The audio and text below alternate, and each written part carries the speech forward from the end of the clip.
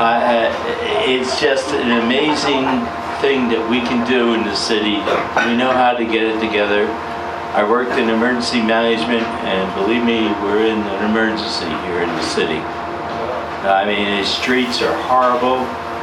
And you look at the filth that's around our city, and it's so easy to fix. Just do your job. I mean, don't concentrate on your celebrity status, which our current mayor does.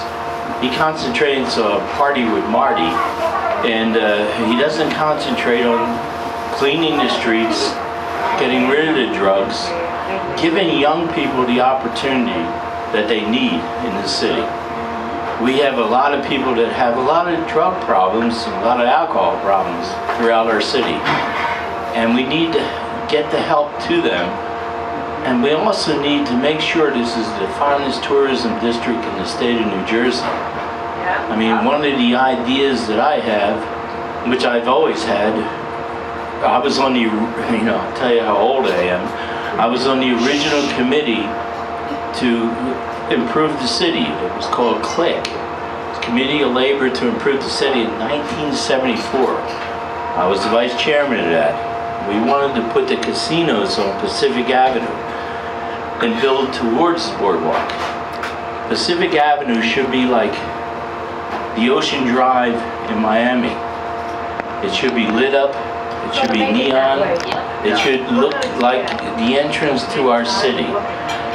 The streets need to be paved, crying out loud. I mean, we represent billions of dollars for the state of New Jersey, and we can't pave our own streets. We can't clean up our own neighborhoods. We can't send task force down to clean up these neighborhoods and make them look good. I think we can, but we have to concentrate on that instead of partying with Marty and concentrating on whatever he's doing by giving himself a $40,000 pay raise when people have been suffering with this whole pandemic and everything else. I'm going to tell you, whether it's Tom or myself, we're going to make sure the city goes on the right track, and we're going to do the right thing for all of you. And that's my pledge, that's my honor, and thank you very much for having us, and thank you very much for being a gracious citizen. So, Tom's like family. If Tom wins, I'm encouraging all my Democrat friends to vote for Tom FOLEY. Okay, but we're in it. I mean, I asked him to run as a Republican. Honestly, he'll tell you that. I called him, I harassed him. I said, listen, Tom, you had your sign, or my sign in your yard. It's like, come on. But it's a win-win, and we gotta change the city. I mean, this isn't about politics. People think politics is a dirty business. Politics is not a business. It's not a business. It's about getting shit done for the community. And this is bullshit. Let's be real, okay? What's going on in Atlantic City is criminal, okay? We have gangsters running the city. And I'm pissed off. I moved here, okay, under I was Jim Whalens. I was a police legal advisor, okay? And then I was in the city solicitor's office, and we got shit done. We got the walk done. We got the tunnel done. We got the convention center done. We did the H-track over on Borgata, where Borgata sits, okay? So we got development done in Atlantic City. And let me tell you something. What's happening now, these village idiots are running the show. Anybody that votes for them, there's got to be a sense of community outrage in Atlantic City. So if you don't live here, call some people that live here.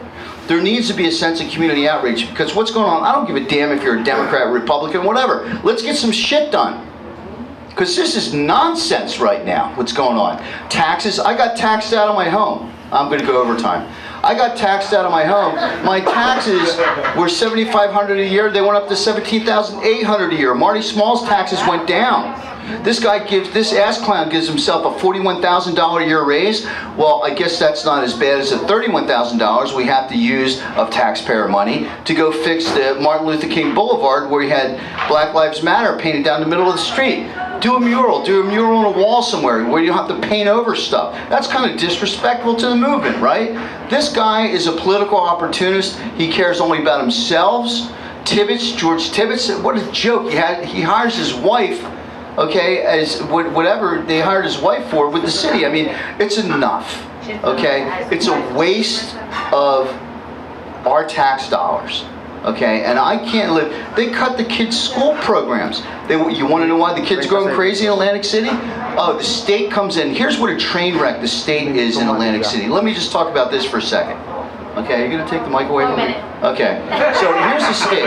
The state comes in. The city's being fiscally responsible. I'll try to wrap it up. The city's being fiscally responsible at $100 million at budgets that the DCA passed for the city. You're being fiscally responsible. In the 4 years that the state's been in control of Atlantic City finances, they've escalated that debt from $100 million to over $550 million. You guys want to tell me what kind of crack are they smoking, the people that are keeping voting these clowns in office all the time? I'm sick of it, okay? And the word needs to get out there, and people need to stay. You want to talk about staying woke? Let's start being awakened. We need an awakening. And we're calling our campaign the Robin Hood Project. Operation Robin Hood.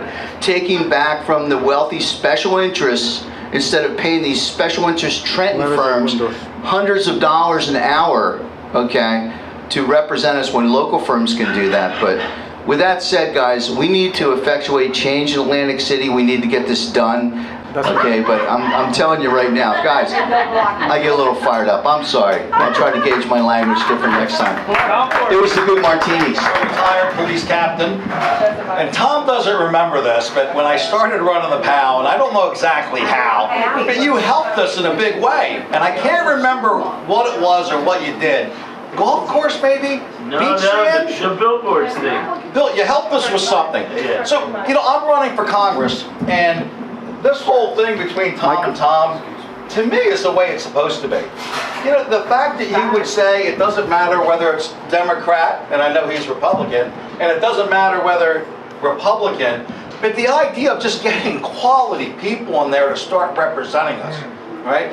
We're in crisis, folks, and it's not just Atlantic City.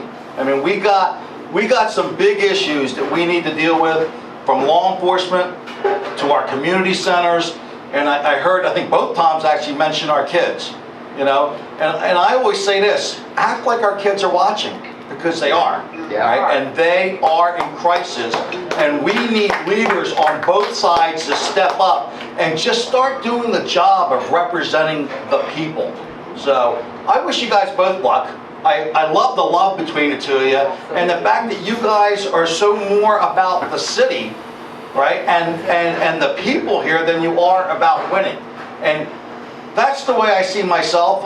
I did not even think that I would be running for Congress until January 6th. And I'm holding my granddaughter in my hands. She's 1 year old. I showed some people some pictures of her, and I'm not ashamed to tell you, I was in tears watching that insurrection. And at that point, I decided that good people need to step up and start running. And so I decided to run. So I'm going to keep it brief. Tom, it's a pleasure seeing you again. I wish both of you guys luck, and the rest of you guys are running. I wish you luck. You know what I mean? And remember, we are public servants. I've been a public servant since I was 20 when I got hired at the police department, and when I win Congress, it's just another step here to serve the people. Thank you very much. This was very nice, and thank you to our host. Thank you very much. Thank you.